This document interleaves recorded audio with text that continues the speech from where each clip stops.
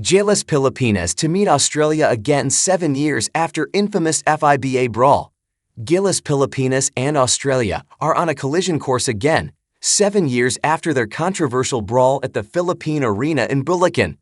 Gilas and the Boomers will duke it out in the 2025 FIBA Asia Cup quarterfinals on Wednesday, with the latter out to keep their bid for a third consecutive gold medal alive, while the Filipinos are seeking to pull off a major upset. We know that they are pretty much the #1 seed in the tournament, and for us to beat them is gonna be an upset. Gilas Pilipinas head coach Tim Cohn on the heels of their 95-88 win against Saudi Arabia early Tuesday.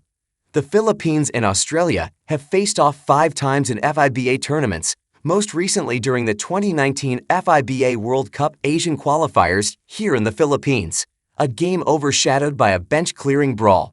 The game saw 13 players and 2 coaches ejected and slapped with suspensions from international play, including Japeth Aguilar, Matthew Wright, Terrence Romeo, Jason Castro, and Andre Blatch. Australia would run away with victory by default 89-53 after the Philippines was left with only 3 players in Junmar Fajardo, Gade Norwood, and Baser Amer, and they committed intentional fouls to get disqualified. Both teams now sport completely different looks. The Philippines has only 2 holdovers from that squad in Fajardo and Aguilar, while Australia has none.